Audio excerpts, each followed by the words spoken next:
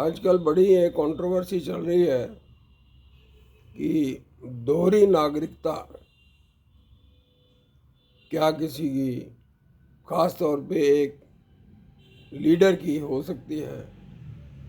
राहुल गांधी की 2 देशों की नागरिकता है।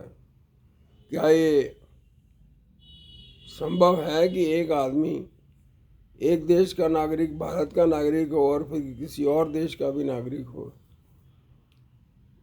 दोहरी सदस्यता के ऊपर भारत की सरकार एक बार गिर गई थी 1979 में जब मोरारजी देसाई की सरकार थी तो उस समय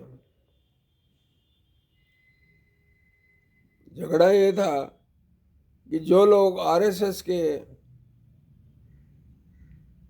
सदस्य थे वो जनता पार्टी के सदस्य नहीं हो सकते।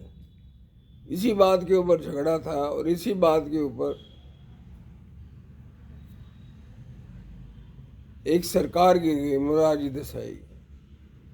ये कोई मतलब अच्छी बात नहीं थी कि एक चुनी हुई सरकार जो एक क्रांतिकारी तरीके से आई थी और एक तानाशाह के खिलाफ लड़के आई थी, उस सरकार को उसी के मंत्रियों ने गिरा दिया जो अपने आप को समाजवादी कहते थे। वो समाजवादी नहीं, वो एंटी हिंदू लोग थे।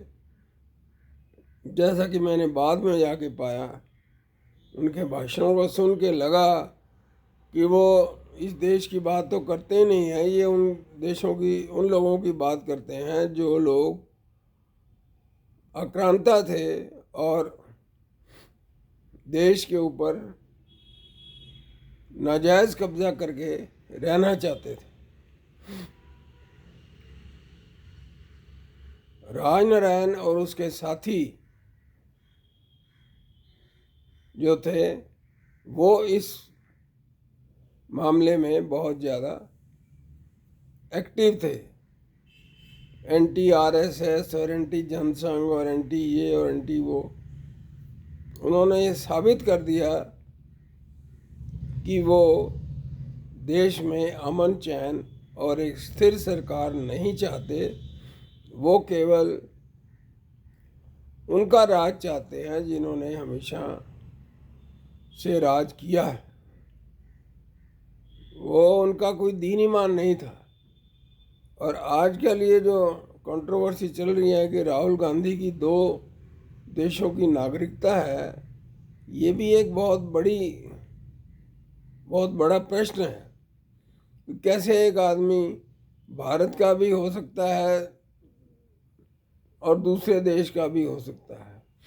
उनको चाहिए कि दूसरे देश की जो नागरिकता है उसको त्याग दें, वही ठीक है, क्योंकि ऐसा करने से ही उनकी भारत के प्रति निष्ठा जाहिर होती है।